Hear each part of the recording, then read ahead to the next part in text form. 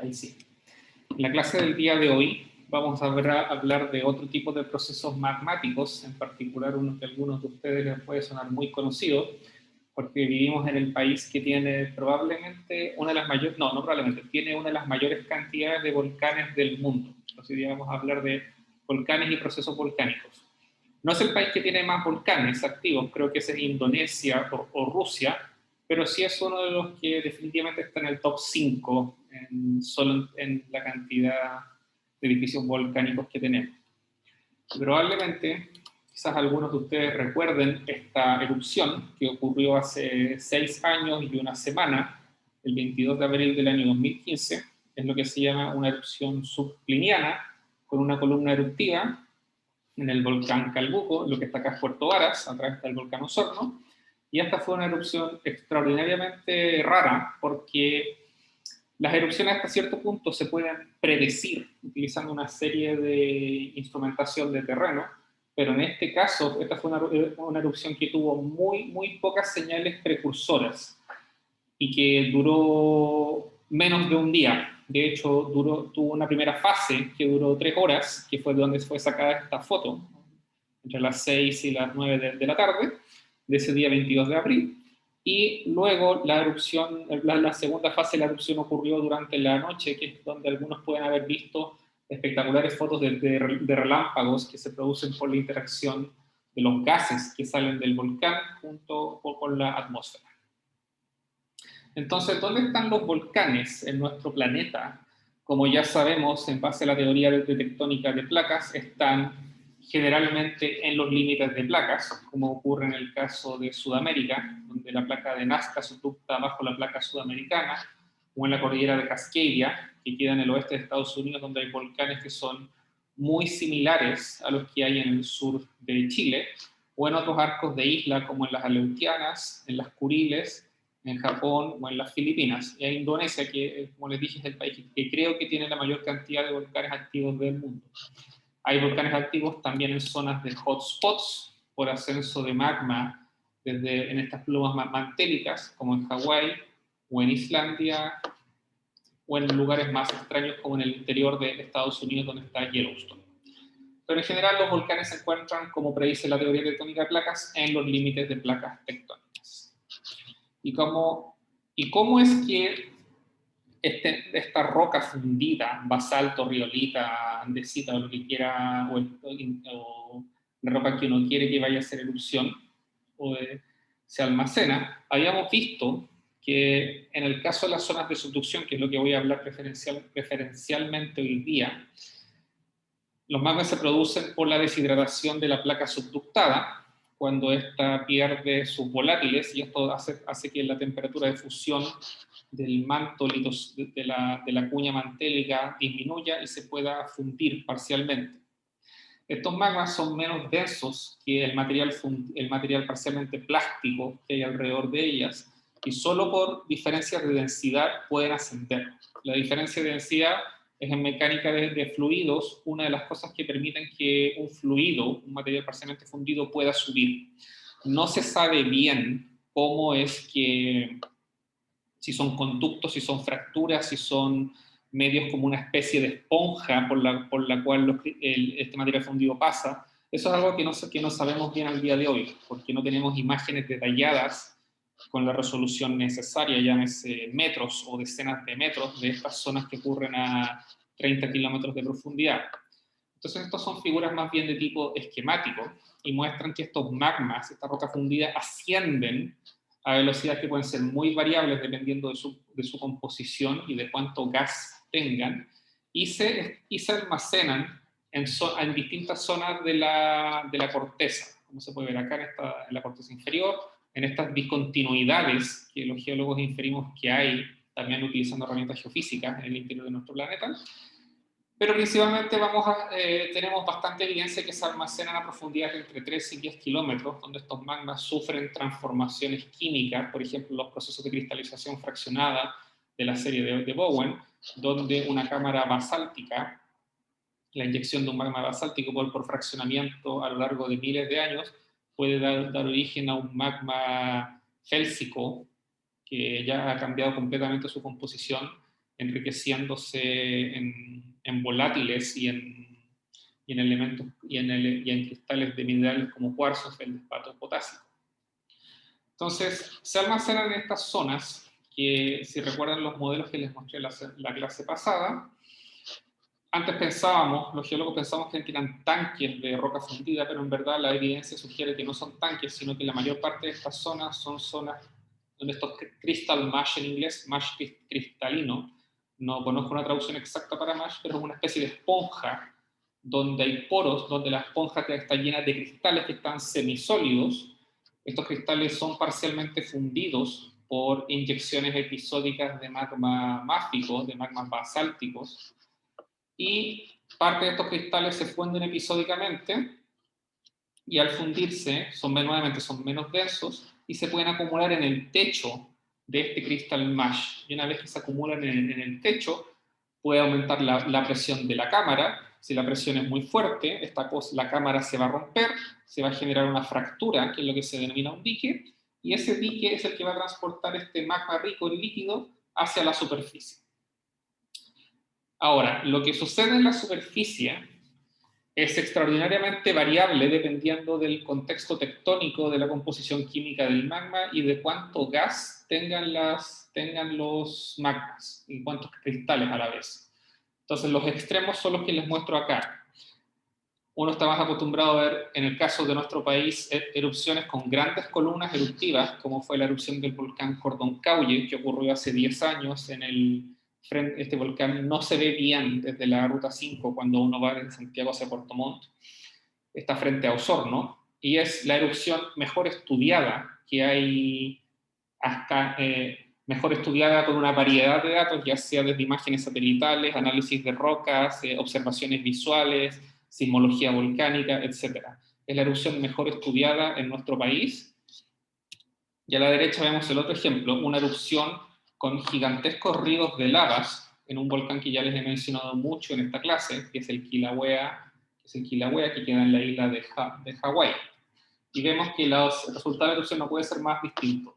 Columnas eruptivas versus ríos de lavas. Y esa es la idea de esta clase, tratar de entender estas diferencias y de dónde vienen.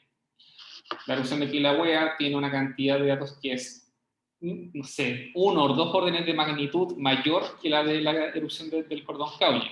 En parte porque, como pueden ver, este es un volcán en el cual hay gente que vive.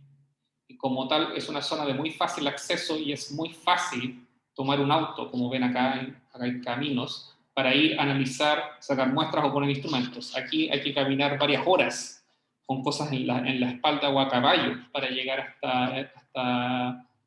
hasta la zona en la cual salió la columna eruptiva en este volcán. Y algunos de ustedes quizás hayan visto fotos de las grandes erupciones que han ocurrido este año. Por un lado, la erupción del volcán Soufrière de San Vicente, que queda en el archipiélago que queda en el arco de las Antillas, en el mar Caribe, una erupción con una gran columna eruptiva, y por el otro, como la del Cordón-Cauye, y por el otro lado, una erupción como la de Hawái, con ríos de lava sin mayor peligro para la gente que se acerca, a menos que uno toque esta cosa que está a 1200 grados de temperatura, que es el volcán de Fagradalsfjall en Islandia, que es una erupción que todavía sigue y empezó a mediados de marzo del año 2021. Y la diferencia principal de por qué las erupciones varían tanto en su estilo es, en general, por una diferencia composicional. En esta figura lo que vemos es el espectro composicional de las rocas volcánicas, donde vamos aumentando el porcentaje de sílice y pasamos de un basalto a una andesita, a una gasita y a una riolita. A medida que aumentamos el porcentaje de sílice, aumenta la viscosidad del magma, y al aumentar la viscosidad del magma, disminuye la posibilidad que las burbujas que tiene, que son burbujas de gas, son principalmente de vapor de agua. Hay otros gases como dióxido de carbono o dióxido de azufre, pero en este caso lo que nos importa es la viscosidad es el vapor de agua, porque es el gas por lejos el más abundante. Entonces, a medida que aumenta la viscosidad, disminuye la posibilidad de que escapen las burbujas de agua, el magma se hace cada vez más viscoso Y al hacerse más viscoso, significa que una colada de lava de este tipo le cuesta más fluir, es mucho más difícil que fluya. Por otra parte, una colada basáltica puede fluir muy fácilmente y por eso en lugares como Kilauea, como Hawái o Islandia, donde los volcanes son todos basálticos, se observan estos grandes ríos de lava que no se observan en las zonas de que no se observan muy frecuentemente en las zonas de subducción como en los Andes.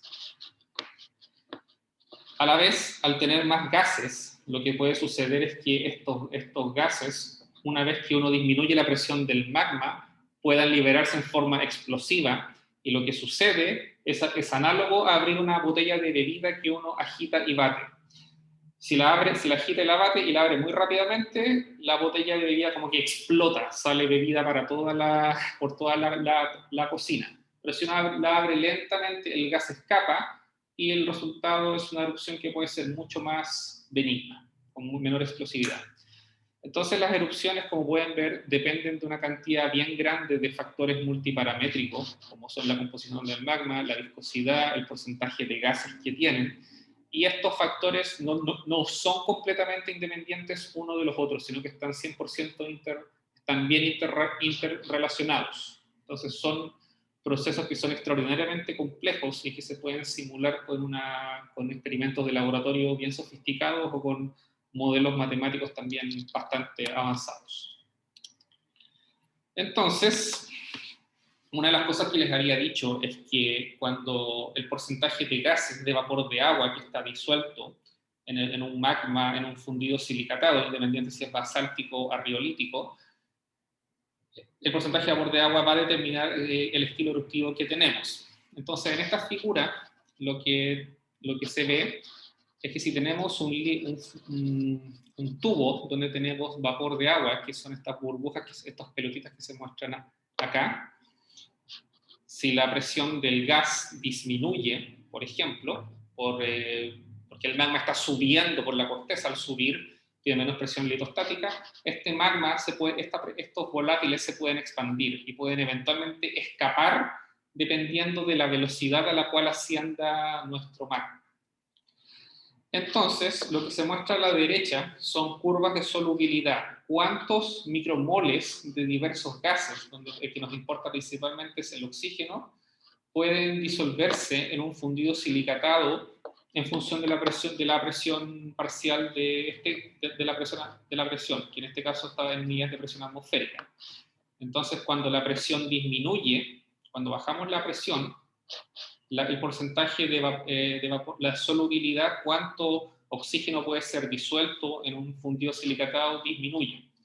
Entonces, estos son datos experimentales, se hacen experimentos de laboratorio para determinar cuánto gas puede disolverse en un fluido magmático. Entonces, como habíamos visto en las diapositivas anteriores, son principalmente dos factores, que son el contenido de gas y la viscosidad, y ambos también dependen de la composición de la composición del magma. Entonces, en la figura de la derecha, lo que mostramos es de forma esquemática, porque no tenemos buenas imágenes, pese a que se han desarrollado métodos bien sofisticados, no tenemos buenas imágenes de cómo es el momento en el cual los gases en este reservorio donde tenemos magma, donde tienen gases disueltos, hay un momento en el cual los gases se empiezan a exsolver y se empiezan a separar del magma, y eso es únicamente porque el magma tiene una presión y tiene una diferencia de densidad, eso hace que ascienda por principios básicos de mecánica de fluidos. El magma, al ascender, por ser menos denso que la roca que está alrededor y por estar presurizado, los gases, las burbujas de vapor de agua se empiezan a separar de nuestro magma. Esto nuevamente es lo mismo que abrir la botella de bebida que les mencionaba anteriormente, y dependiendo de la velocidad a la cual asciendan dentro del conducto, va a llegar un momento en el que ocurre el proceso de fragmentación. Y fragmentación es cuando las burbujas se separan tanto que son capaces de fragmentar, de romper este magma líquido. Entonces lo que sucede es que este fundido, que tiene grandes burbujas de gas, estas burbujas separan inmediatamente la parte líquida, dando origen a lo que se llama material piroclástico. Y eso lo vamos a ver, eso es un término que quizás hayan escuchado y lo vamos a ver en un par de diapositivas más. Obviamente se pueden imaginar que hay una cantidad gigantesca de variables que influyen dentro del proceso de fragmentación. No son cosas para las cuales sepamos bien el día de hoy exactamente cómo ocurre, pese a que han habido varios esfuerzos por poner sensores de múltiples tipos cerca del cráter de un volcán, en algunos de los volcanes más asequibles del mundo, como en Kilauea, en Hawái, o Stromboli, en el sur de Italia. Y el resultado de la fragmentación del magma, cuando uno separa la parte sólida de la parte gaseosa, perdón, la parte líquida de la parte gaseosa, son dos tipos de erupciones, lo que se llaman erupciones hawaianas, en las cuales tenemos estos surtidores de lava basáltica, en el cual los rojos son los fragmentos líquidos que han sido separados por este gas que se expande. Esto es para un magma basáltico y el nombre hace evidencia en base a qué tipo de volcán fueron definidas.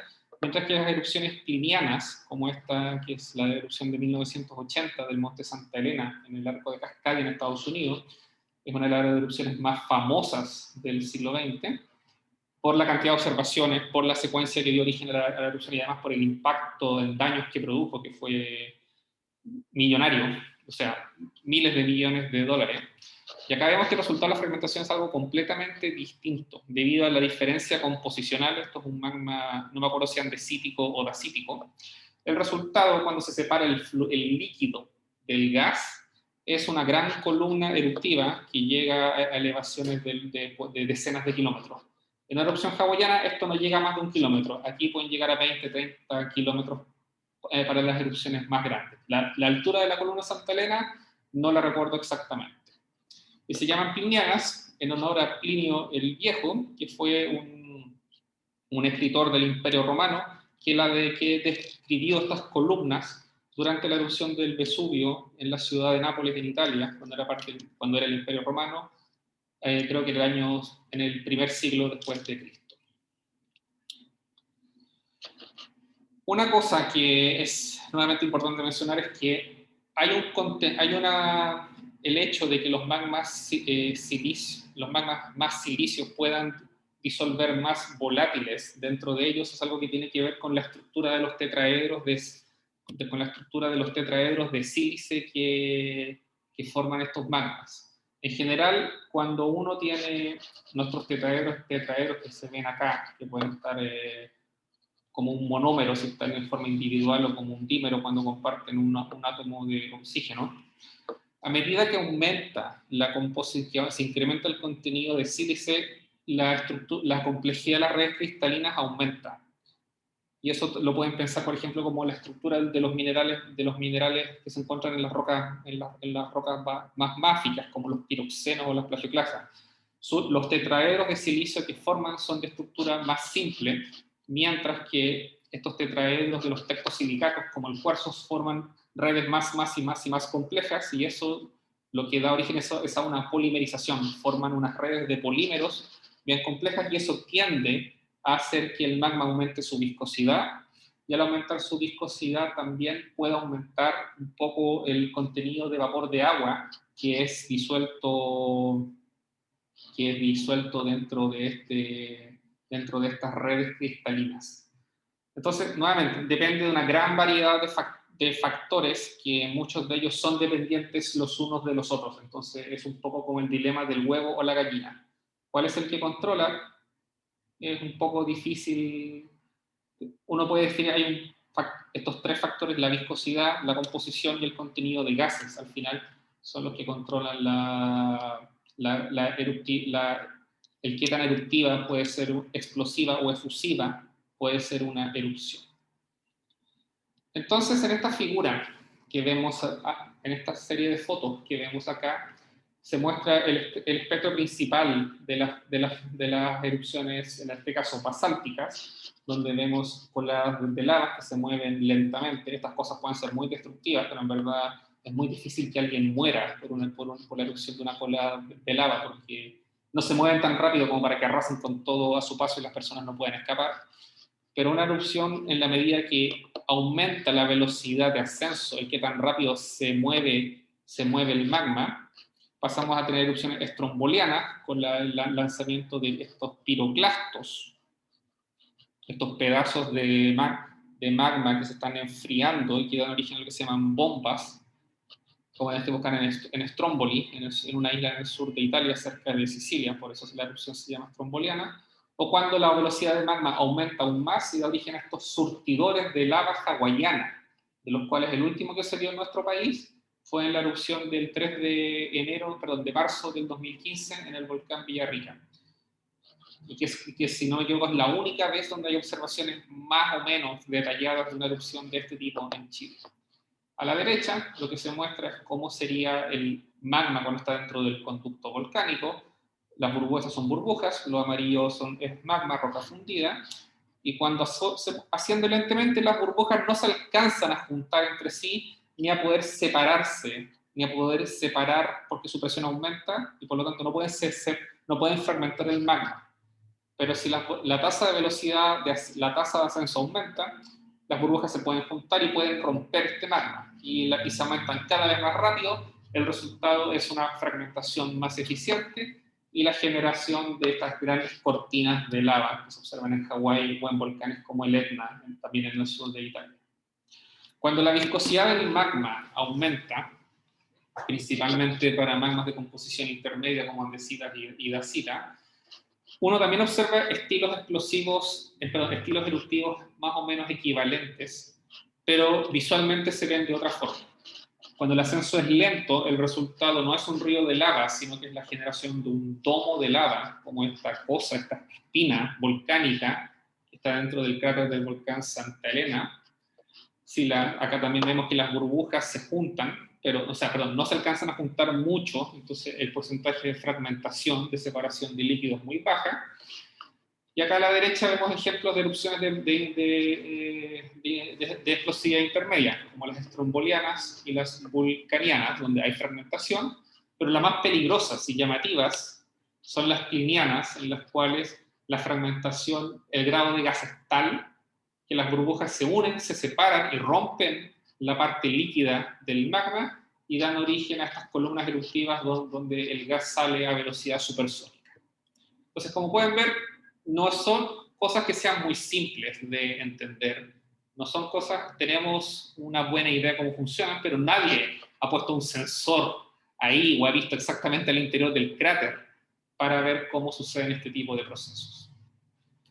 Entonces, en esta figura que está acá, lo que muestro es un esquema de cómo son las erupciones. Material que es almacenado en un reservorio a profundidad magma que es almacenado en un reservorio. El magma tiene cristales, tiene gases, eso es lo que muestran estos puntos negros, a profundidad de entre 1 y 15 kilómetros, tiene un porcentaje de vapor de agua que varía entre el 4 y el 5% del peso de todo el magma, y esto es no menor, y si la velocidad de ascenso es muy rápida, pues se forman burbujas, y estas burbujas eventualmente van a fragmentar el magma y el resultado va a ser una erupción explosiva. Si el ascenso es más lento, esto son 100 veces más lento que esto, este gas puede escapar, es equivalente a descorchar la botella de bebida en forma lenta. Estas flechas indican escape de gas y el resultado va a ser una erupción efusiva, como con un domo o con una colada de lava.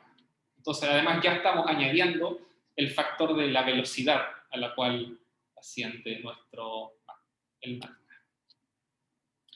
Los volcanes no solo producen, como vimos en las fotos anteriores, no solo producen lava, sino que también otro tipo de productos volcánicos que vienen del material piroclástico. Y este material piroclástico es el que se forma en volcanes de composición andesítica, dacítica y riolítica, cuando se fragmenta el magma por la expansión de las burbujas de gas en el conducto y da origen a estas gigantescas columnas eruptivas. Esto es lo que es peligroso de los volcanes. No es la efusión de coladas de lava ni de domos, sino que es el hecho de que este material piroclástico que está formando la columna eruptiva puede caer, y cuando cae puede formar gigantescos flujos piroclásticos, y de eso uno no puede escapar. O sea, quizás si maneja 200, 300 kilómetros por hora puede escapar, pero Esto es lo que mata gente, no son las coladas de lava.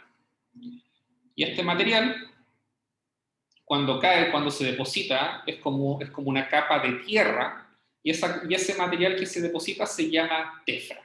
Y la tefra se puede clasificar de acuerdo a su tamaño de grano. Cuando es muy fina, y esto lo van a ver en la clase auxiliar, se llama ceniza. Cuando el grano de la tefra es un poco más grande, como esto, se llama lapili. Tenemos también otro tipo de clasificación, bueno, cuando aumenta su tamaño, también se llaman bombas, y en este caso equivale a fragmentos de magma, de líquido, que son grandes y que se alcanzan a enfriar y también toman esta forma aerodinámica al ser expulsados a gran velocidad desde la columna eruptiva. Cuando los bloques ya estaban 100% enfriados o parcialmente solidificados, cuando el magma estaba parcialmente solidificado al momento de fragmentarse, se pueden formar estos grandes bloques volcánicos que son expulsados a grandes distancias desde los centros volcánicos. Y también tenemos que hay fragmentos de diverso tamaño que tienen estas texturas con vesículas, y estas vesículas son la evidencia de la fragmentación, porque aquí es donde habían gases que escaparon por la pérdida de presión al interior del conducto.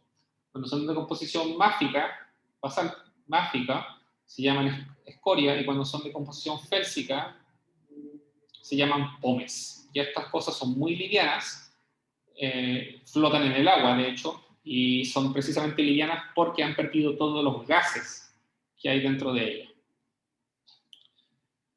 Entonces, ¿cómo clasificamos las erupciones que ocurren en nuestro planeta? Entonces, hay varias escalas. Hay una que es en base a la explosividad, y eso resulta en la altura de la columna eruptiva. Entonces, donde tenemos erupciones con columnas más pequeñas, como la hawaiana, son poco explosivas, tienen columnas de hasta 2 kilómetros de alto. Una erupción estromboliana en algunos casos puede llegar a 10 kilómetros de elevación, aunque yo creo que esto está un poco exagerado. En una vulcaniana la columna llega a ser más alta, y en una erupción pliniana, pero solo en las más grandes, la columna puede llegar hasta 55 kilómetros, que equivale a traspasar toda la troposfera, que es la primera capa de la atmósfera de nuestro planeta.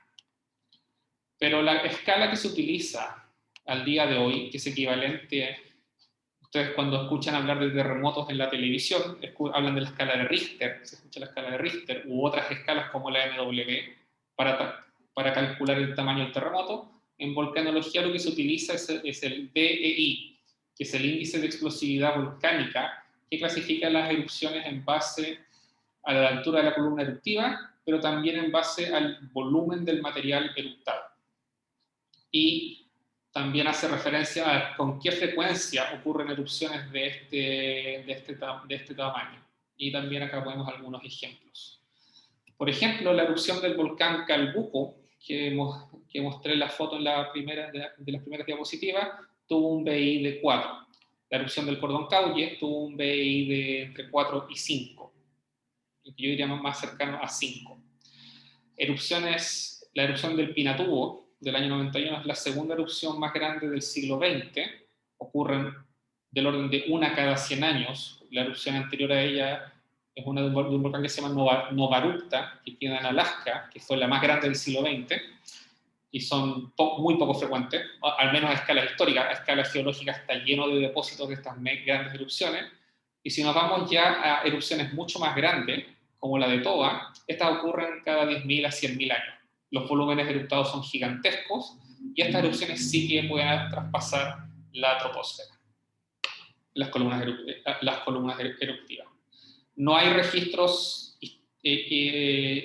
visuales ni observaciones descritas de erupciones como la de Toba. Los seres humanos existían hace 74.000 años, pero la escritura no existía. Entonces, en verdad, nadie sabe exactamente cómo es una erupción de este tamaño. Solo lo podemos inferir en base al análisis de los depósitos que generan estas mega erupciones. Y aquí a la derecha lo que vemos es lo mismo, pero con una escala gráfica. donde vemos que como la escala es logarítmica, al aumentar en un índice el BI, vemos que los volúmenes de material eruptado aumentan enormemente. Y para las más grandes, erupciones como en Yellowstone, ni siquiera, son tan grandes que ni siquiera se pueden graficar correctamente para que quepan dentro de la escala de la figura. Las erupciones como las que les mostré al principio del cordón Caulle y de la Soufrière de San Vicente, están entre estos, con un BI del orden de 4. Entonces, son erupciones explosivas grandes, pero no son tan grandes como otras cosas que ocurren en nuestro planeta. Entonces ahora vamos a revisar alguna clasificación en base a la morfología, a la forma de los edificios volcánicos que se usan en nuestro planeta. Los conos de ceniza, que son pequeños cráteres como este, se forman sencillamente por la acumulación de material piroclástico, como por ejemplo el que se forma cuando la columna de lava hawaiana, cuando este material empieza a caer y da origen a estos pequeños conos. Son cosas volumétricamente bastante reducidas y pequeñas. Cuando tenemos un volcán, cuando la erupción está dada por la acumulación de coladas de lava, de grandes coladas de lava basáltica, pero sin material piroclástico, lo que formamos es un volcán de escudo que tiene pendientes muy suaves, pero puede alcanzar elevaciones extraordinariamente altas.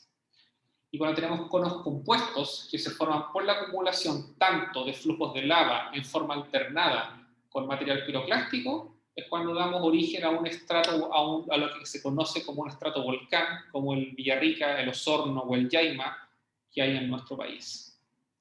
Hay otros tipos de volcanes que no tienen un edificio muy marcado, que son volcanes fisurales en los cuales uno tiene una fractura, un dique, que se abre, como el que hay pueden pensar en el análogo a una dorsal oceánica, como la dorsal del Atlántico, y el resultado son estas fracturas bien lineales por las cuales el basalto está ascendiendo, se está fragmentando, parte del material no se alcanza a enfriar, entonces cuando cae da origen a estos gigantescos ríos de lava que pueden fluir por varias decenas de kilómetros. Esto es en Islandia. Esta es una serie de fracturas que son paralelas a la dirección de la dorsal del Atlántico, entonces suelen formarse en lugares donde hay zonas de extensión tectónica. Una fisura así de perfecta, con grandes cortinas de lava y grandes volúmenes, yo no conozco ningún caso que haya en una zona de subducción como acá en Chile. Cuando las coladas de lava se acumulan y dan origen a estos volcanes Esta es una figura que muestra el tipo de fenómenos que ocurren en un volcán de escudo, que se forman por la acumulación de estas gigantescas coladas de lava, obviamente a escala de millones de años o de varias decenas de miles de años, y forman una especie de un domo abombado de muy baja pendiente. Este es el volcán Kilauea, o puede ser ya sea el Kilauea o el Mauna Loa de Hawái, que es el mejor ejemplo a nivel mundial de este tipo de volcanes. Y obviamente esto, como está en una isla, va a llegar al agua, y ahí es donde uno puede encontrar videos bien espectaculares de YouTube. ¿Y cómo se ve el terreno?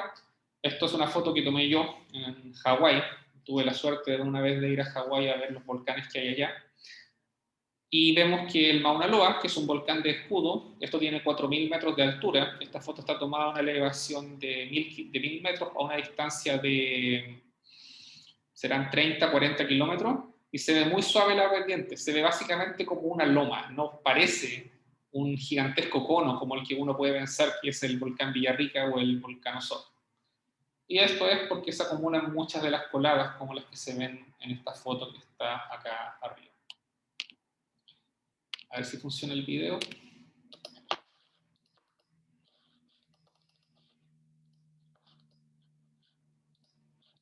Un poco, está como medio pegado. El reproductor funcionaba hasta hace un rato.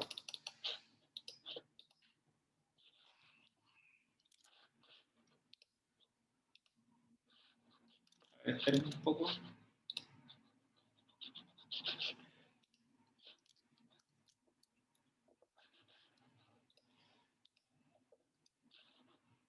tampoco no quiere funcionar. Bueno, es un ejemplo de una erupción de coladas de lava en un volcán de escudo que se llama Pitón de la Fournaise, que queda en el Océano Índico. Acá les dejo el link si quieren ver el video y son bien espectaculares, pero por alguna razón no está funcionando. Y este video parece que tampoco quiere funcionar, así que voy a dejar de compartir mi pantalla por un par de minutos para mostrarles el video en YouTube, porque no está funcionando.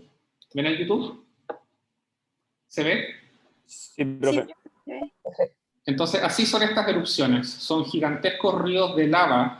Estos pueden tener varias decenas de kilómetros. Esto está tomado desde un helicóptero por el Servicio Geológico de Estados Unidos.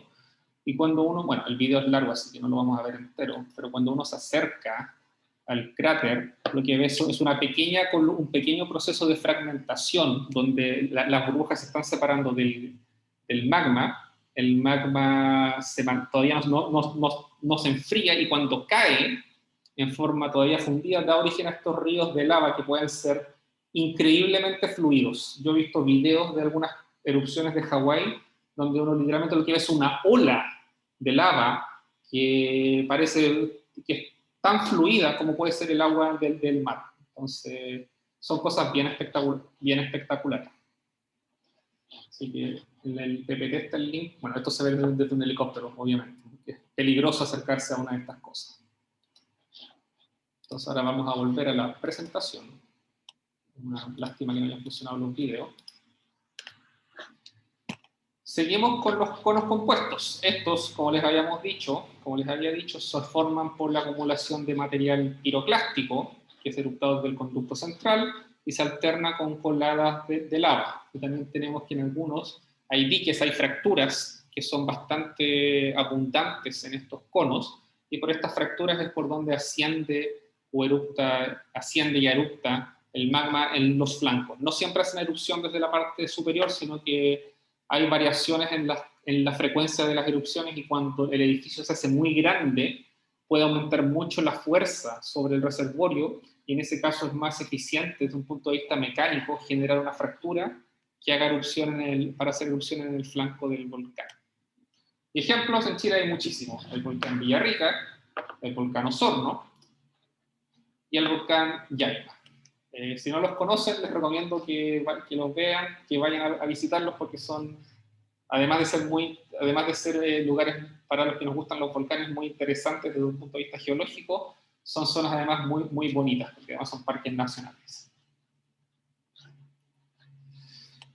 En la medida que aumenta el contenido que aumenta el contenido de gases que pueden disolverse en los magmas, y eso también va de la mano con el aumento del sílice, los volcanes suelen ya no tener formas tan perfectas como un cono, sino que debido a que las erupciones suelen ser más explosivas, destruyen a lo largo de su evolución parte de la forma del volcán. Entonces se forman cosas más irregulares, como es el volcán Calbuco, o como es el cráter del volcán Chaitén, cuya erupción del año 2008, acá vemos un domo,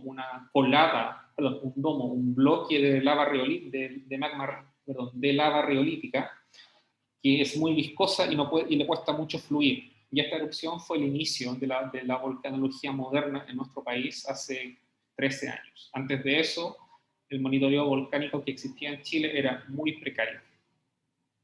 Es como un análogo al terremoto del Maule del año 2010, que cambió la forma de monitorear y de estudiar los terremotos. Entonces, ¿cómo se compara un volcán en escudo con un estratovolcán compuesto? Recordemos, el volcán en escudo son solo por acumulación de coladas de lava basáltica. Los volcanes compuestos tienen alternancia de coladas de lava junto con material piroclástico, y la verdad es que un volcán de escudo es muchísimo más grande. Este es el Monte Rainier. Esta es una foto que tomé hace muchos años, cuando estaba haciendo mi doctorado.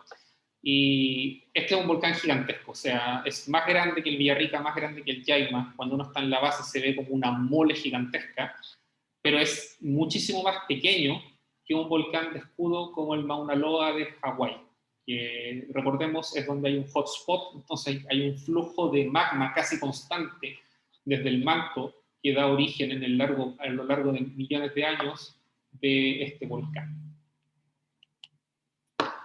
Bueno, estos son conos de ceniza, que son estos pequeños conitos formados por la acumulación de material piroclástico. El más famoso es uno que se llama Paricutín, que queda en México, con una erupción que duró varios años, dio origen a coladas de lava también, y también el crecimiento de un pequeño cono. Pero las estructuras más famosas, más espectaculares que hay, que son las calderas.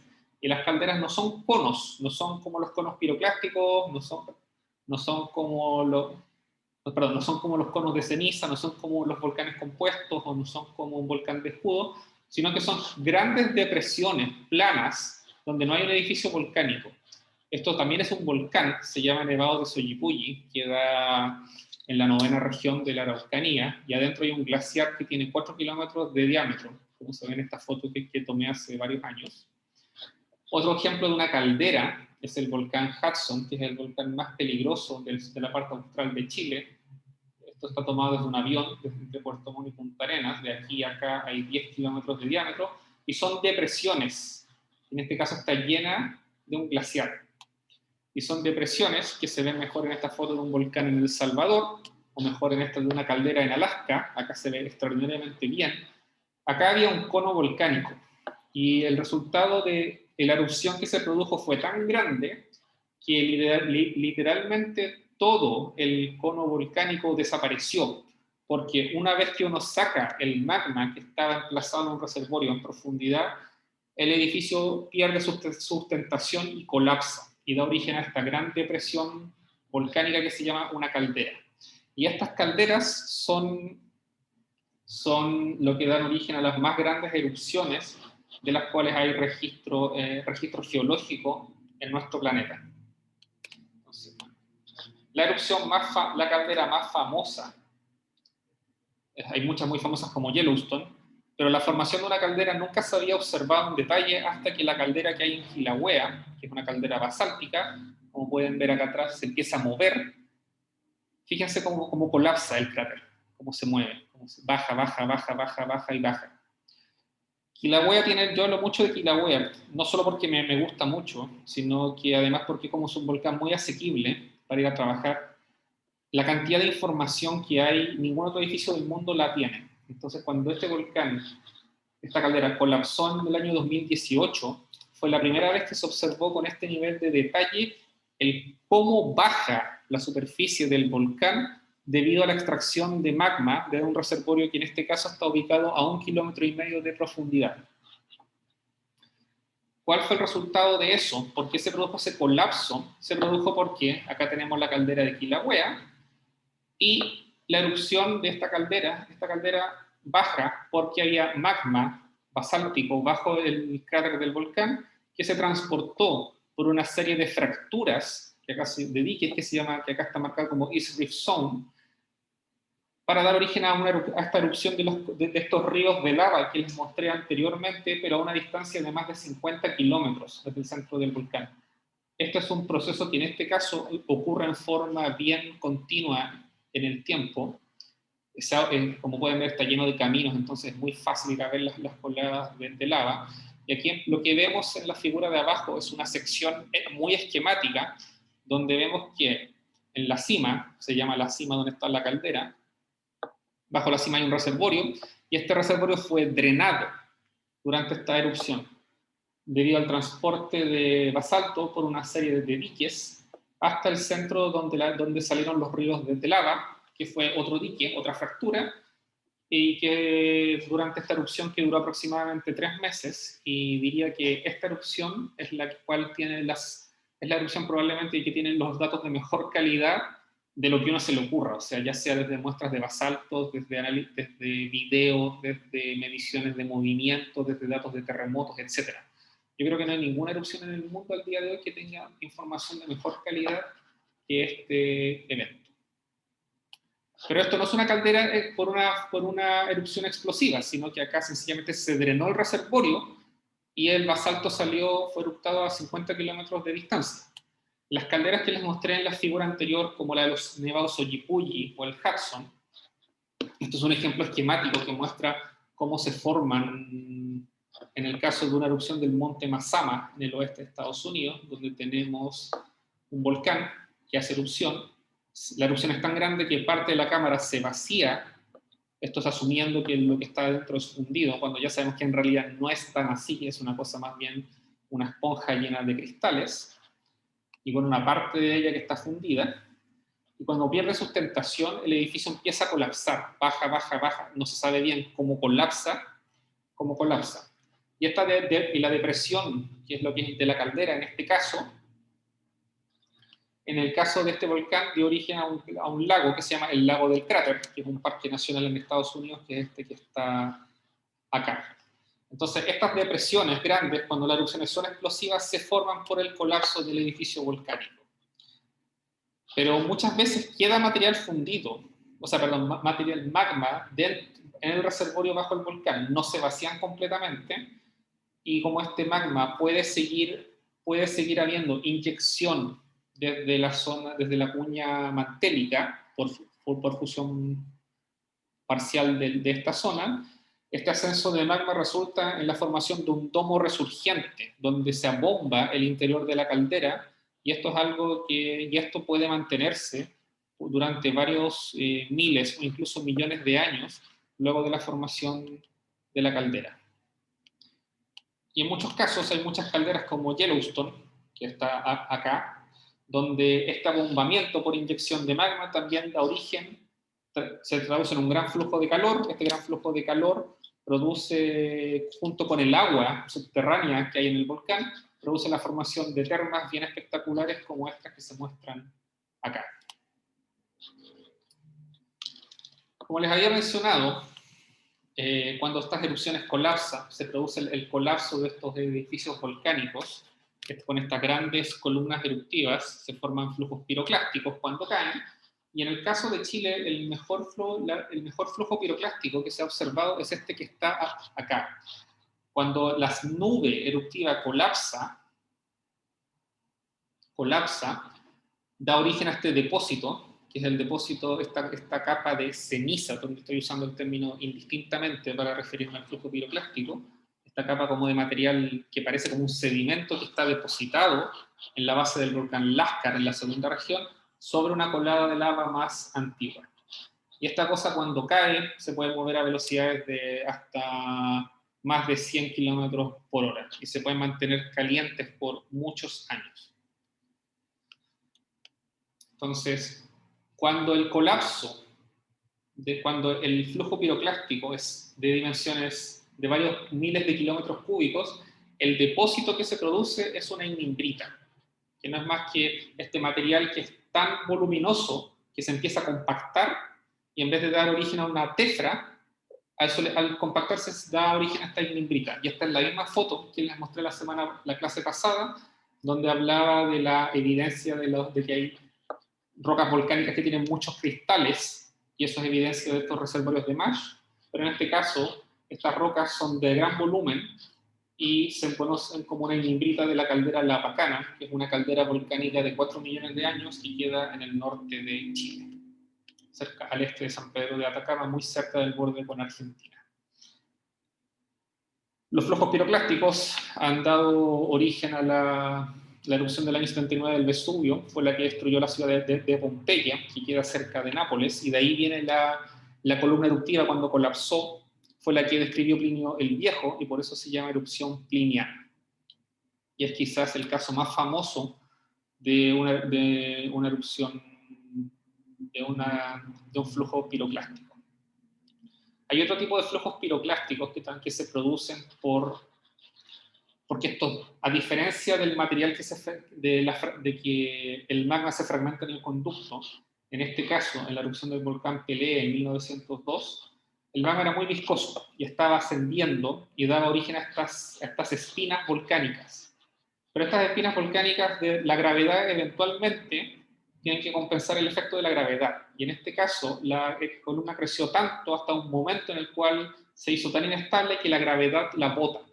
Y cuando la bota, también da origen a un flujo piroclástico. Claro que en este caso, el depósito es lo que se llama un block and ash flow. un flujo de bloques y ceniza. El impacto es el mismo en la práctica, o sea, una cosa que es totalmente destructiva y de la cual es muy difícil escapar. Y un ejemplo más reciente de esto es la ballena, que es esto que está acá, en el cráter del volcán Santa Elena, en el oeste de Estados Unidos, el mismo que les mostré en la foto anterior, donde vemos que esta cosa, este bloque de andesita, no me acuerdo si era andesita o dacita, es tan viscoso que se mueve, que se asciende muy lentamente y da origen a estas formas raras como una ballena, como la espalda de una ballena, que le dicen. Y la espalda de la ballena, en este caso, se pensaba que podía colapsar por gravedad, que podía caer y dar origen a un flujo piroclástico, pero el ascenso fue tan lento que se perdieron todos los gases, no hubo fragmentación de magma, y esta cosa eventualmente se dejó de fluir y no produjo ningún daño más allá que lo que ocurre en el interior del cráter del volcán. Me quedan algunos minutos para terminar la clase, entonces ahora lo que quiero mostrarles es cómo se hace el monitoreo de un volcán. Ya les he contado que es extraordinario. Los volcanes son zonas peligrosas, son impresionantes, a mí me llama mucho la atención y por eso me dedico a estudiarlos. Y el monitoreo es una cosa que es multiparamétrica, o sea, se utilizan técnicas de todo tipo, y es un trabajo en el que los geólogos trabajan de la mano con los geofísicos. Entonces, el principal instrumento que se utiliza para realizar el monitoreo volcánico son los sismómetros para medir terremotos, porque el movimiento de magma al interior de la Tierra produce terremotos. Son los mismos instrumentos que se usan para estudiar terremotos como los de subducción, pero estos terremotos son mucho más pequeños. Se utilizan instrumentos para medir el cambio en el movimiento de la superficie del volcán, como un GPS, que es un GPS como el que tienen los celulares, pero mucho más preciso, tiene una precisión milimétrica. Uno puede utilizar cámaras visuales, cámaras arriba de un helicóptero o de un avión, y estas cámaras pueden medir temperatura o flujo de gases, principalmente de dióxido de azufre. Hay cámaras de diverso tipo, hay GPS de diverso tipo, hay sismómetros de diverso tipo. Cada una de estas cosas es un mundo por sí solo. O lo que ha estado muy de moda en el último tiempo, y es a lo que me dedico yo, es al uso de satélites para medir básicamente las mismas cosas. Estudiar terremotos, medir el movimiento del volcán, medir los gases y medir la temperatura en el cráter. Y eso se puede hacer en forma increíblemente precisa con un satélite. Bueno, esto es un ejemplo de una estación de monitoreo en un volcán de Alaska. El monitoreo volcánico es complejo logísticamente porque en muchos de los lugares donde uno quiere poner los instrumentos están en zonas que son tan alejadas y tiene que pensar en cómo voy a mandar los datos hacia el observatorio, cómo voy a darle energía a las estaciones, cómo voy a hacer que las estaciones duren en forma continua. Entonces es una cosa que es logísticamente muy demandante y requiere muchísimos recursos y tiempo. En Chile esto lo hace el Observatorio Volcanológico de los Andes del Sur, que depende del Servicio Nacional de Geología y Minería. Lo que muestro acá es probablemente el mejor ejemplo que existe hasta el día de hoy de predicción de erupciones. Abajo se muestra el número de terremotos, ya sea terremotos volcánicos o terremotos tectónicos por fracturamiento de roca. Todavía no hemos hablado mucho de terremotos en el curso. Entonces vemos que en forma periódica, aproximadamente una vez al mes, los terremotos volcánicos disminuyen, aumentan los terremotos tectónicos. Y el patrón se puede repetir aunque cambie en el tiempo. Acá arriba lo que se muestra es el movimiento del volcán, el aumento en el cambio de pendiente, por el proceso de inyección de magma bajo el volcán. Entonces vemos algo que es como una exponencial, y acá justo donde ocurre una erupción, baja. Después una exponencial, baja. O sea, algo que parece como una función exponencial, baja, acá no hay datos, acá se ve mejor y acá se ve mejor. Y esta serie, y esto resultó en una serie de 48 erupciones, adivinen qué volcán, Kilauea, para variar. Entonces, es el mejor ejemplo que existe a nivel mundial de que uno puede encontrar señales que se repiten en el tiempo y que pueden dar origen a erupciones volcánicas. El problema es que esto en la práctica rara vez pasa, rara vez el monitoreo entrega señales así de distintivas que se repiten en el tiempo. Lo más frecuente es que si uno tiene muchos tipos de datos, los datos entregan información muy distinta y rara vez a la primera ellos no conversan entre sí.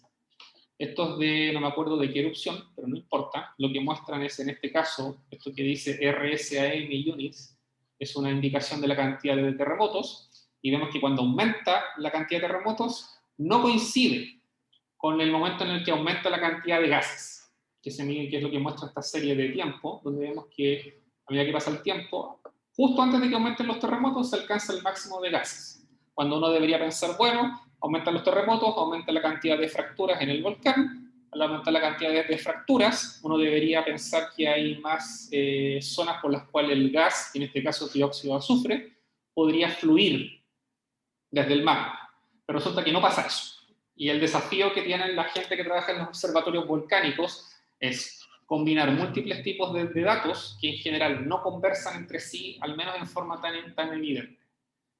Y de hecho, en base a esto, uno puede resolver muchas preguntas de interés científico, y al final la que nos interesa, la que trabajamos los volcanólogos, es cómo hacen erupción los volcanes. Yo lo que trabajo es con un tipo de técnica que en mi línea de investigación que se llama INSAR, que es un método satelital en el cual utilizamos satélites. En este caso, esto es un satélite de la Agencia Espacial Europea, que tiene en esta parte que está acá, bueno, estas son personas para darles la idea de la escala. Acá tenemos donde va empotrada una antena con un radar que envía señales hacia la superficie de la Tierra. Lo hizo Airbus, que es la misma empresa que hace los aviones de la TAM.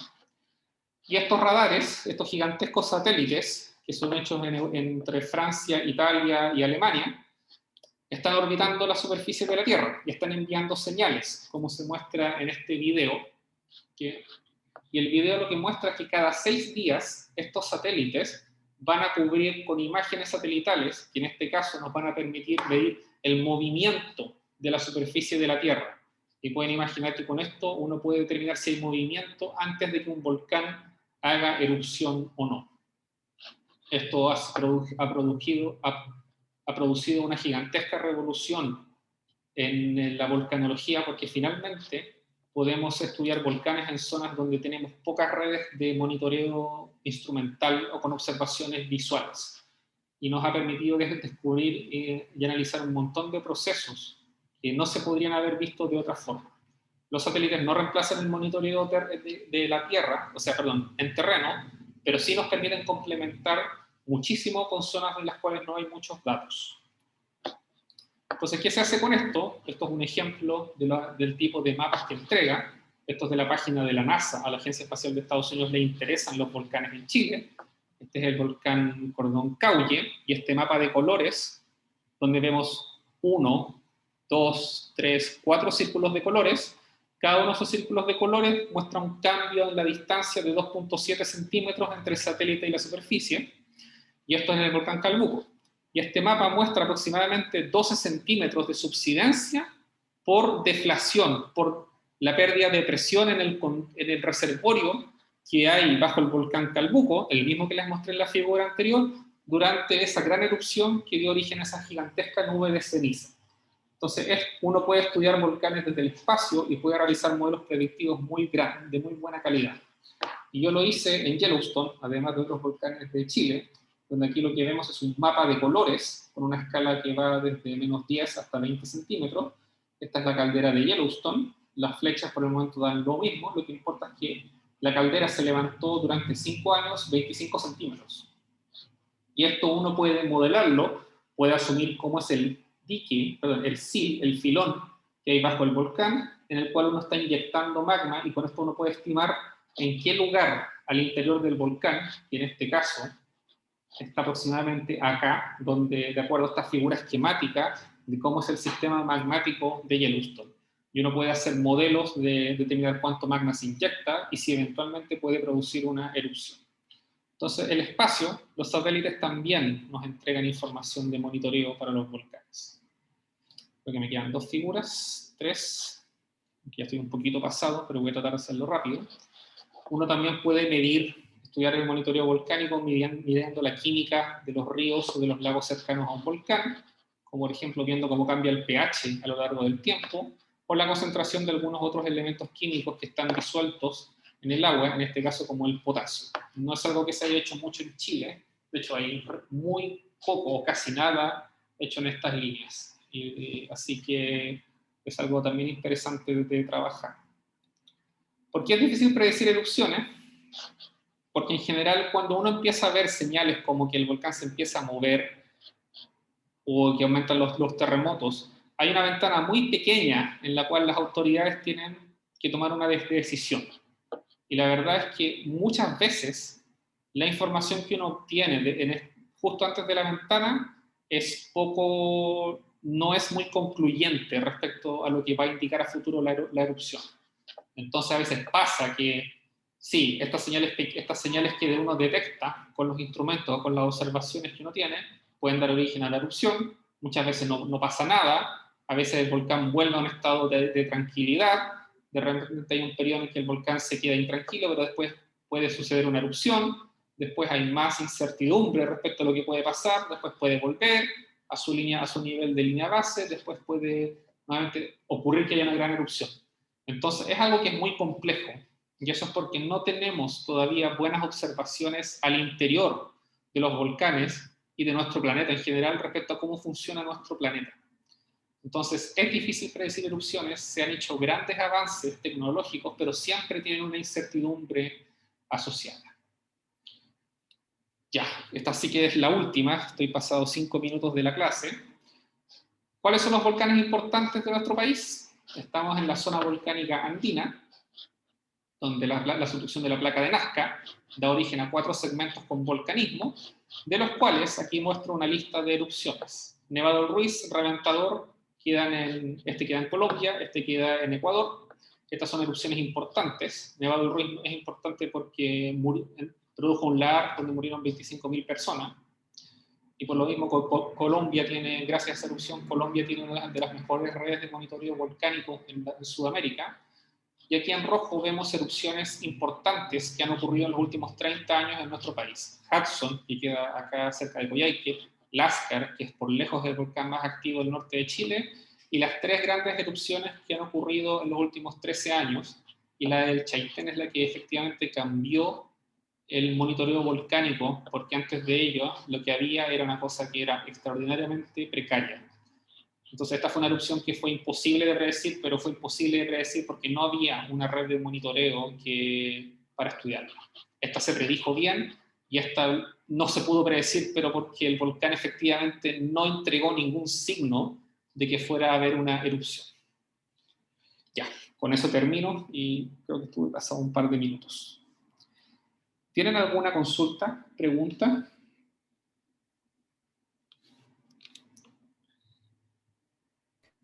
Profe, ¿Sí? yo no entendí muy bien lo último que pasó ahí de como flujo piroclástico.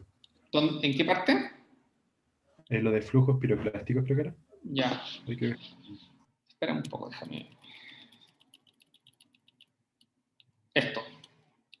Entonces, cuando tú tienes una gigantesca columna eruptiva, donde ya tienes que el magma fue fragmentado por la separación de las burbujas de vapor de agua, eso es lo que acelera, hasta la velocidad del sonido, la velocidad de ascenso de la columna.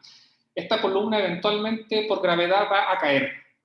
Y si cae, da origen a estas gigantescas nubes, que son estas gigantescas nubes que se ven acá, y eso es lo que se llama el flujo piroclástico. Y el depósito que dejan es este que se muestra acá, donde se ve esta mancha blanca, y eso es el flujo piroclástico, una vez que el depósito pierde toda su energía y deja de moverse. Eso es. Ahí serían más como las cenizas en ese caso, como cuando Claro, caen. sí, exactamente. Pero recuerda que la ceniza hace referencia al tamaño del grano, aunque uno también indistintamente le dice ceniza porque es una cosa que no está consolidada. El flujo, por ejemplo, en la colada ahí sería algo distinto entonces. Sí, esto es completamente distinto. Esto está parcialmente esto está solidificado, son piedras. Esto es material como granular. Ah, ok. Ok. Y ahí no entendí entonces después como qué pasaba con esto donde se formaba como el domo. Ya, a ver, volvamos. Los domos volcánicos, ya. Los domos volcánicos son otro, también pueden dar Creo que lo origen. pasamos. ¿Esta? Correcto, sí, sí. Sí. Los domos volcánicos también pueden dar origen a flujos piroclásticos, pero por otra razón. En este caso, no hay una columna eruptiva, sino que hay un material parcialmente solidificado, que está medio plástico, que se puede mover, que es este domo. Es que en el fondo el término más preciso es una espina volcánica, y esta cosa se mueve sencillamente porque hay magma que está ascendiendo por el conducto. Pero resulta que eventualmente estas cosas son bien inestables desde un punto de vista mecánico, también tienen fracturas, también tienen gases adentro, y eventualmente por gravedad también pueden colapsar. Y cuando colapsan, también dan origen a un flujo piroclástico como el que se ve a la izquierda. Solo que como se forman por un mecanismo distinto, que en este caso es porque el domo cae y colapsa, en vez de que porque colapsa la columna eruptiva, el depósito que se forma se llama un flujo, perdón, el término técnico, la caracterización técnica del flujo piroclástico es un flujo de bloque y cenizas. Vale, vale, ese cacho, perfecto. Sí. Gracias. De nada. ¿Más consultas? ¿Preguntas? Profe, yo tengo una. ¿Sí? ¿Cómo podemos saber que lo que estábamos mirando, no sé, por la cosa que dijo usted como INSAC, ¿Sí? que lo que estamos mirando es una caldera y no otra cosa? ¿Cómo sabemos que es una caldera? Bueno, el satélite no dice que sea una caldera, eso lo sabemos por la geología, porque sabemos que hay una caldera activa. Solo sabemos, el satélite lo único que mide es la distancia a la superficie de la Tierra. Entonces al satélite no le importa que el proceso por el cual la distancia cambia. Entonces lo que uno dice, ya, estamos en una caldera, sabemos cuál es el borde de la caldera, que es este que está en negro, y sabemos que aquí, donde hay una línea negra, hay un domo resurgente. Estos mismos domos que se forman por inyección de magma a lo largo de varios años después de la formación de la caldera. Y justo resulta que la señal de la zona donde más se levanta el volcán, que es lo que mide el satélite, coincide con los domos. Entonces ahí uno puede hacer una inferencia, ahí uno dice ya, entonces probablemente esto puede ser por inyección de magma al interior bajo la caldera de Yellowstone, que es lo que ocurre acá. Pero el satélite no te va a decir si hay una caldera o no. Eso es trabajo de los geólogos, identificar, utilizar esta información para entender de mejor forma cómo es que se mueve el magma al interior del volcán y si eventualmente eso puede producir una erupción o no. Pero, profe, ¿y cómo podemos entonces saber que hay una caldera? No, porque la ¿Como caldera... solo mirando? Solo mirándola en la superficie, eso lo ve uno visualmente, eso no se ve con los satélites. Entonces la caldera de Yellowstone es algo como esto. Estas son fotos aéreas, tomadas desde un avión. Entonces vemos que hay una zona topográfica, como un gran cráter volcánico, que está a algunos cientos de metros bajo el borde del cráter. También hay una gigantesca ignimbrita, que es este depósito que se forma cuando el flujo piroclástico gigantesco cae dentro de la caldera volcánica. Entonces hay evidencias desde las rocas que tenemos una caldera. Ya. Profe, y otra pregunta. ¿Sí? ¿Y cómo podemos identificar como dónde hay volcanes? Por ejemplo, los que podemos ver en superficie ya se pueden identificar visualmente, pero los que están como dentro de los glaciares o bajo el océano, ¿cómo los vemos que hay ahí? Bueno, esa es una buena pregunta, y eso es lo que pasó con el volcán Hudson. Este volcán fue identificado como un volcán solo en 1971. Entonces no se sabía que antes era un volcán, se pensaba que era un cerro. Y fue precisamente porque hizo erupción. Entonces cuando hizo erupción, los geólogos de la época se dieron cuenta, es un volcán. Y acá no se sabía que era un volcán en parte porque el camino más cercano al volcán llega hasta a una distancia de 40 kilómetros del volcán. Entonces, cuando uno está en zonas, por ejemplo, con glaciares, a veces tienen que esperar a que hagan erupción y ahí uno se da cuenta que hay un volcán. O si no, uno puede de repente medir que hay anomalías de temperatura. La zona del volcán puede estar más caliente, entonces con eso uno infiere.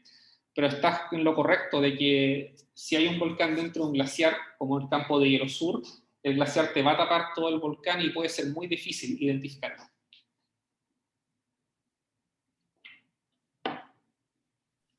Profe, y la última consulta. Sí, todas son bienvenidas, todas las preguntas son bienvenidas. ¿Y cómo podemos identificar que el volcán hizo erupción? Por ejemplo, si no tenemos registros, ¿como que suponemos nomás? No, y eso también es lo que hacen los geólogos. Entonces vamos a buscar. Sabemos que un volcán hizo erupción porque alrededor del volcán, esto es lo que nos encuentra, rocas volcánicas. Y que como están al lado, uno infiere ya, vienen de ese volcán. Si las erupciones son con grandes columnas eruptivas, uno también tiene que saber más o menos la dirección del viento para saber hacia dónde, hacia qué parte del volcán las columnas eruptivas fueron transportadas y dónde cayó esta tefra, o que puede eventualmente haber dado origen a un flujo piroclástico. También lo que hace uno, que es una de las disciplinas tradicionales en volcanología, es datar las rocas, calcular la edad de las rocas con métodos de geocronología, como por ejemplo midiendo el contenido de potasio y de argón en estas rocas, en minerales como la sanidina, el feldespato potásico o la biotita. Entonces también requiere mucho trabajo de terreno ir a muestrear las rocas, mirarlas en un microscopio, hacerles análisis químicos, y parte de esos análisis permiten determinar su edad. Entonces con eso uno sabe también si las rocas son muy recientes o son más antiguas.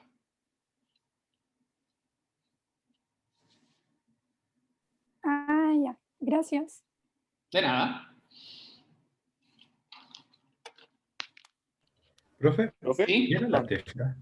La tefra era el depósito de caída que se forma cuando cae la columna eruptiva. Eso es la tefra. Ah, vale.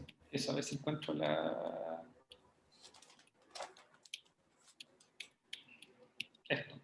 Esto puede caer de varias formas. Pueden pensar de que si tiene mucha energía desde la columna eruptiva, la energía puede bajar de a poco y el material va a caer por gravedad, solo porque está la fuerza de gravedad. Entonces, ese material de caída es lo que se llama tefra. Cuando cae en forma violenta, como si fuera una nube que baja por los flancos del volcán, ahí lo que tenemos es un flujo piroclástico. Entonces, el término hace más bien distinción al mecanismo por el cual cae, más que a la composición o a la textura. Y ahí también hay como una ensalada de términos asociados a en qué parte del flujo piroclástico se recolecta la muestra. Pero tefra es solo la caída pasiva, y el flujo piroclástico hace referencia a la forma en la cual la nube colapsa en forma violenta desde el flanco del volcán. Ah, vale. Muchas gracias. De nada. ¿Más consultas? ¿Preguntas?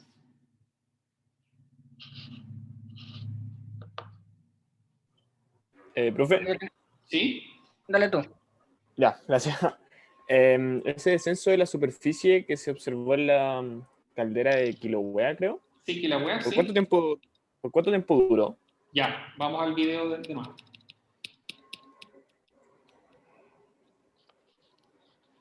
Bueno, el descenso, esto es una cámara que la erupción empezó a fines de abril del 2018. Entonces, de hecho, lo que había antes, si se fijan, hay lava, hay basalto, había un lago de lava.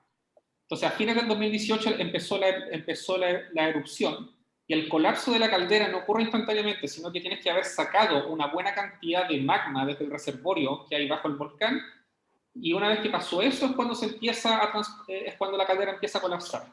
Ese colapso se inició creo que a las 2 o 3 semanas del inicio de la erupción, no se ve muy bien al principio, pero el colapso grande, que ocurrió entre junio y julio del 2018, duró aproximadamente 2 meses. Claro, perfecto. Sí, hay otros ejemplos. Por ejemplo, lo que te decía es que no es que saques un poquito de basalto, porque si no verías en cada erupción verías la formación de una caldera, sino que tuviste que sacar un porcentaje que no recuerdo cuánto era, y eso empezó, y ese porcentaje se alcanzó creo que a las 2 o 3 semanas desde el inicio de la erupción. Entonces el colapso del total duró 2 meses y fracción. La erupción completa duró 3 meses. Pero esto depende de cada volcán. En el Pitón de la Fournaise, que es un volcán muy similar a Kilauea, que queda en el Océano Índico, en la isla de la Reunión, es una isla de Francia, entonces como un Kilauea pero francés. También hubo una erupción de este tipo el año 2007, donde se colapsó una caldera, pero en ese caso la erupción duró creo que una semana o 10 días. Entonces depende mucho también del volcán. Claro. Sí. Gracias, profe. De nada. Profe, ¿Sí? ¿un volcán de erupción pliniana o stromboliana también puede generar coladas de lava, cierto? ¿Puede generar qué cosa? Coladas de lava. Sí, también. En general las erupciones rara vez son así de, ¿cómo decirlo? A ver. Vamos a la imagen esa.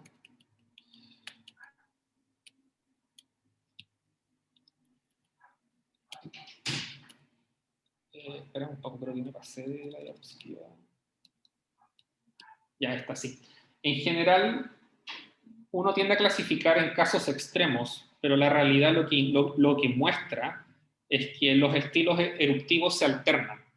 Entonces, hay erupciones que pueden empezar por la formación de un pequeño domo o de una pequeña colada de lava y que después de días o meses dan origen a una gran columna eruptiva, o al revés, erupciones que empiezan con una gran columna eruptiva y que después de un par de días o de semanas, las erupciones transicionan a la formación de una colada de lava.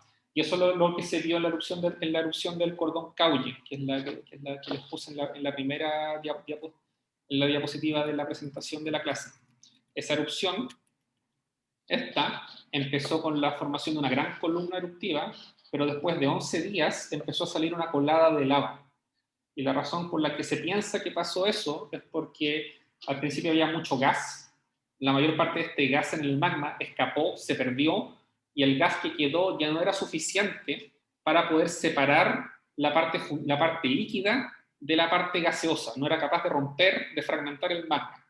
Entonces hay un espectro, hay una especie como de un continuo entre los estilos de las erupciones, y todavía no se sabe muy bien también por qué ocurre. O sea que un mismo volcán podría generar distintos tipos de erupciones. Totalmente. Un buen ejemplo es el Yaima. ¿Conoces Conguillío? ¿El Parque Nacional Conguillío? Sí, Ya. creo que una vez. Ya. Bueno, si no te acuerdas, no importa. Cuando no tengo una foto, pero la entrada sur del Parque Nacional Conquillío desde Melipeuco, cuando uno entra por un conjunto de ríos de lava, que son basaltos o bandecitas basálticas. Tienen olivino, tienen plagioclasa, son negras. Pero cuando uno llega a la guardería de Truful, yendo hacia el norte por la entrada sur del parque, uno ve hacia la derecha y ve un montón de depósitos que son tefra. Son tefra de erupciones que ocurrieron hace 10.000, 5.000, 15.000 años. Entonces, eso es la evidencia de que los volcanes sí se pueden alternar en el tipo de erupciones que realizan. Así que estás en lo correcto. Ya. Sí. Y lo último. Cuando el magma cuando se libera todo el gas que tiene, ¿eso puede afectar la viscosidad del magma? Por supuesto, aumenta muchísimo. Aumenta. Ya. Sí, aumenta. Aumenta entonces, y al aumentar, resulta en que lo que está ascendiendo se hace muy viscoso, le cuesta mucho fluir. Entonces pueden pasar dos cosas. Si está ascendiendo en un conducto, el conducto se puede tapar. Se puede tapar, y al taparse aumenta la presión dentro del conducto. Al aumentar la presión puede aumentar la solubilidad, cuánta vapor de agua puede ser disuelto en el magma. Al aumentar eso, este vapor de agua puede aumentar su presión, y eventualmente la presión que se produce puede ser tan grande que puede terminar por romper el tapón de magma viscoso que hay en la parte superior del conducto y generar una nueva erupción. Entonces estamos hablando de procesos que se interactúan entre sí, y eso es lo que resulta y eso es un ejemplo de la complejidad que tienen los procesos volcánicos. Ya, perfecto. Muchas gracias. De nada. Creo que alguien más tenía una consulta.